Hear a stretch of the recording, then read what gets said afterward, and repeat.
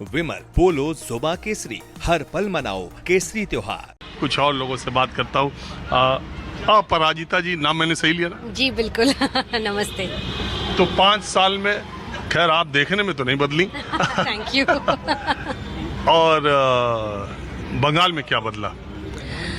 बंगाल में बदला मतलब बदलने की कोशिश किया जा रहा है। अगर मैं बोलूँ तो एक्चुअली हम बंगाली लोग बहुत ही ठहराव के साथ जीना पसंद करते हैं। जैसे लोग बोलते हैं Kolkata is the city of peace, मतलब रिटायरमेंट के बाद कोलकाता आ जाओ, it's moving slowly, it's slow paced. Having said that, हम लोग यहाँ पे रहते हुए ये महसूस करते हैं that we are in a safe space.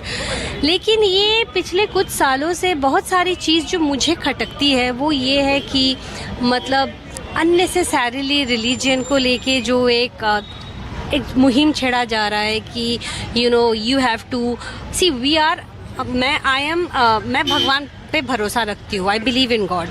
लेकिन इसका मतलब ये नहीं, मैंने बचपन से कभी घर पे ये नहीं सीखा कि चलो अच्छा तुम ना सिर्फ राम जी का ही नाम लेना या सिर्फ माँ दुर्गा का ही नाम लेना, तुम ना और कोई जीसस मत बोलना या अल्लाह मत बोलना।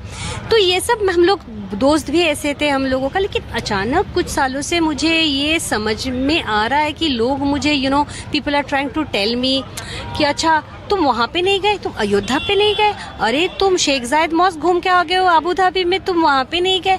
मतलब ये जो एक डिफरेंशिएशन है मैं ये हाल ही में देख रही हूँ, which I am not taking into account, because हम ये मानते हैं कि जितना भी पढ़ाई लिखाई बचपन से की है it's not just for studies. और जैसे किताब में बंद करने वाला नहीं, मुझे एनालिटिकल भी बनाता है और मैं एनालिसिस करना पसंद करती हूँ। कोई भी चीज़ अगर कभी भी मुझे लगे कि ये सही नहीं है, चाहे वो मेरे राज्य में हो या मेरे सेक्ट में हो या कोई और जगह पे, I feel free to say that. पर मुझे जोर करके कोई नहीं बोल सकता, ये मुझे थोड़ा ख़राब लग रहा है आज के ज़माने में। Secondly, unnecessarily people are trying to create a division कि मतलब अच्छा तुम, अभी तो मुझे देखने को ये भी आ रहा है कि तुम लड़की हो, कोलकाता इज़ नॉट सेफ, तुम कोलकाता में अभी देखना अगर तुम रह रहे हो ऐसे थिंग्स शुड चेंज, नहीं तो पता नहीं आगे चल के क्या होगा। अभी द थिंग इज़ दैट, जैसे होता है ना कि घर में आप रह रहे हो, आपसे ज़्यादा दूसरों को पता है कि घर की हाल क्या है।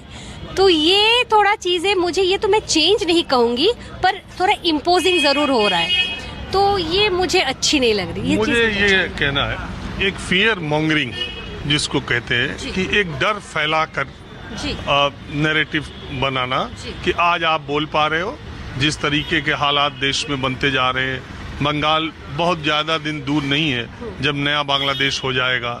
यहाँ पे मुसलमानों, देखिए कई बार अपराजिता जी आप इसको नैरेटिव कह सकती हैं, लेकिन जिस तरीके से पॉपुलेशन बढ़ रही है या घुसपैठ बढ़ी है, अभी आप देखिए देश में कौन सा दूसरा राज्य है जब SIR शुरू हो रहा है तो हजारों की संख्या में लोग बॉर्डर से बांग्लादेश वापस जा रहे हैं। इसका मतलब कि इलीगल लोग आए थे यहाँ पर और वो खुद ही जा रहे हैं। तो अभी जो ये सेंसस होगा तो पता चलेगा, और उनकी पॉपुलेशन लगातार बढ़ती जाने की, क्योंकि यहीं बगल में बांग्लादेश में रोज हिंदुओं को मारा जा रहा है, 2 हिंदू 3 हिंदू, तो रिलीजन के आधार पे मारा जा रहा है। तो दूसरी जो लोग हैं वो उसको इंसाइट करेंगे, वो कहेंगे कि आप जो है देखिए।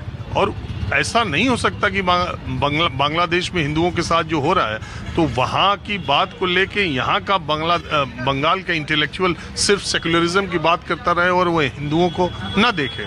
और पूरी दुनिया में, मैं ये नहीं कहता कि केवल हिंदुस्तान में, पूरी दुनिया में रिलीजन को लेकर और दूसरे तरफ की कट्टरता को लेके पूरी दुनिया में चिंता जताई जा रही है, उसको हाईलाइट भी किया जा रहा है और उसको एक डर के तौर पे आगे रखा जा रहा है। वो कहते हैं ना कि आप डॉक्टर के पास तब तक नहीं जाते जब तक डॉक्टर उसके इतने सिम्टम न बता दे कि आप स्वस्थ रहते हुए आपको ये लगने लगे कि ये बीमारी कहीं मुझे तो नहीं है, और फिर आप अपना एक्सरे और अपनी जांच कराने जाएं। तो ये डर दिखाकर और उसका कुछ एलिमेंट सामने भी आ जाता है, वो दोनों मिलकर के ये माहौल बनाने में कामयाब हुए। बिल्कुल सही बात। और ये और एक चीज जैसे सोशल मीडिया आजकल इतने मतलब पनप रहे हैं, तो एक चीज ये भी देखने को मिल रहा है कि न्यूज का कोई लोग वेरीफाई नहीं करता, whether it's a fake news और अ रियल न्यूज।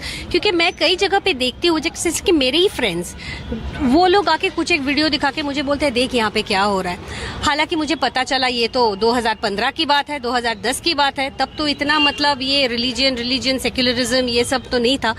तो ये भी एक बहुत ही, मुझे लगा बहुत एक रिस्पॉन्सिबल रीजन है कि लोग कुछ भी बिलीव कर रहे हैं आज के जमाने में। और ये भी मुझे बहुत खटकता है कि कुछ, और SIR की जब आप बात कर रहे हो, सी इंटेंसिव रिवीजन पहले भी हुआ, स्टार्टेड फ्रॉम 1952, 12-13 बार तो ऑलरेडी हो चुका है। अभी इसका नाम स्पेशल ये करके स्पेशल इंटेंसिव रिवीजन करके कुछ एक किया जा रहा है। वेरी गुड, आप करो, you are running a government, कोई भी गवर्नमेंट चला रहा है, there are certain rules and regulation. लेकिन उस, जैसे आपने बोला, उसके बेसिस पे लोगों को डराना, जो कि एक माहौल है हम लोगों में, हम लोग अपने में सोचते हैं, we decide what is right and what is wrong and we cast our votes. That's the essence of voting, जो हम लोग ये डेमोक्रेसी में बिलीव करते हैं, दैट्स द एसेंस। लेकिन ये दिमाग में बिठा देना कि you know this is what is going to happen. आप ना, बंगाल ना भी 2 दिन बाद एक मुस्लिम मिनी पाकिस्तान बन जाएगा, बंगाल नहीं रहेगा। I don't buy these thoughts because हम यहाँ पे जो रह रहे हैं, she is Nausheen, she is one of my very good friends.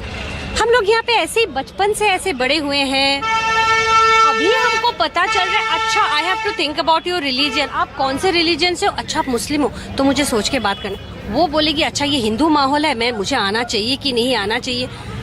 This I am not take, और मुझे जो लगता है, I am a very novice girl that way, मुझे इतना पॉलिटिकल हाइज एंड लोस पता नहीं, लेकिन रिलीजियन के बेसिस पे कभी कोई कंट्री डेवलप नहीं कर पाया है।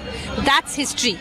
जहाँ पे रिलीजियन आए कि रिलीजियन को ऑर्थोडॉक्स या ऑर्थोडॉक्स रिलीजियनिज्म इसको करना है, वो धीरे धीरे पेरिश ही होता है। A country develops on certain other factors, आपका बिजनेस, आपका GDP, आपका सोशियो इकोनॉमिक ग्रोथ, ये सब चीजें मैटर करता है, नॉट रिलीजियन। पर अभी जो हो रहा है वो सब चीजों को बाजू में रख के सिर्फ इसको एक एजेंडा बना के कि ये अगर होगा तो बंगाल पेरिश हो जाएगा, एज इफ अगर मुस्लिम जितना भी है 26% एंड 27%। देखिए, बात ये है कि ये बात चली, हिंदू मुस्लिम बीजेपी उन्होंने अपना हिंदुत्व का यहाँ पे, हालांकि मैं हमेशा कहता हूँ कि श्यामा प्रसाद मुखर्जी ने यही नींव डाली और यहाँ पर कभी हिंदू पॉलिटिक्स फ्लरिश नहीं हो पाई उस तरह से। तमाम कोशिशों के बावजूद ममता बनर्जी का हाथ पकड़ के आए तो पहली बार MLA जिता पाए।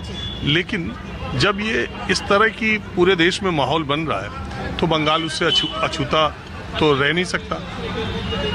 ममता बनर्जी का भी तो आप इंस्टेंस देखिए, यहाँ जगन्नाथ मंदिर, यहाँ दुर्गा, वहाँ महादेव मंदिर, वो भी वही कार्ड खेल नहीं। अगर आप यही मैं बोल रही हूँ कि एक्चुअली क्या होता है ना कि अगर मान लो when 2 persons are fighting, तो अगर आप एक चीज करते हो, यही मेरा सबसे बड़ी बात ये कि अगर स्ट्रैटेजी एक अलग चीज है, व्हेन यू आर स्ट्रेटेजिकली, और आप एक जगह पे हो।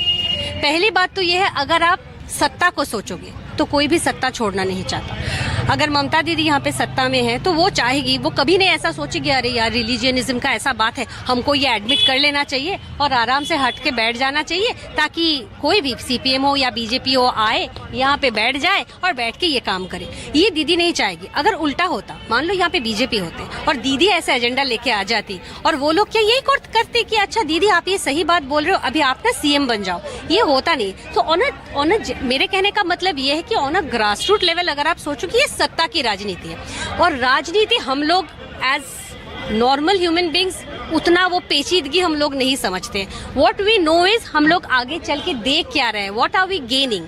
अगर हम लोग जैसे उत्तर प्रदेश में BJP आ गया, जैसे बिहार में है बहुत सालों से, बोला जा रहा है कि ये गवर्नमेंट आने के बाद अचानक से there will be a massive change. Honestly speaking, आप सब जगह घूमते रहते हो, रास्ता अच्छा है, क्लीन है। अभी यूपी में बहुत ही, बनारस में आप जाओगे कितना अच्छा अच्छा मंदिर बना है, but where is the education, where is the नौकरी वगैरह, क्या ग्रोथ हुआ? आप कोई मतलब स्ट्रॉन्ग कुछ दिखा सकते हो that you know UP was here in terms of जो नौकरी है, जो यहाँ पे बेकार का जो चीजें बोला जाए, या बिहार? अभी तो देखा जा रहा है कि बिहार में और भी ज्यादा ये एंटी सोशल लोग मतलब बढ़ चढ़ के एकदम सब कुछ हो रहा है। और नीतीश सबसे ज्यादा पढ़े लिखे उधर ही मंत्री बने हैं बिहार में। और नीतीश कुमार जी का तो क्या कहने, जैसे नीतीश कुमार जी तो हमेशा एक दंड लेके घूमते कि कहाँ पे पलड़ा भारी है तो वहाँ पे वो थोड़ा आगे चल के हल्का करके निकल जाए, ये तो उनका एजेंडा रहा है। तो वो भी हो गया सत्ता, तो सत्ता सब लोग खेल रहे हैं और हम लोग पिस रहे हैं बीच में। तो हमारा बात ये है कि सत्ता, भाई राजनीति का जो सत्ता है, इसके लिए आप कुछ भी करो, आपका स्ट्रैटेजिक प्लानिंग कर लो। जैसे चेस खेलते हो तो आपका स्ट्रैटेजी आपको प्लान करना होता है, बट हैविंग सेड दैट, आप जितने भी पॉन्स है या किंग है, ये इसको डिस्ट्रॉय करके फेंक मत दो। ये हम चाहते हैं कि हमको रहने दो हमारी तरफ। तो अब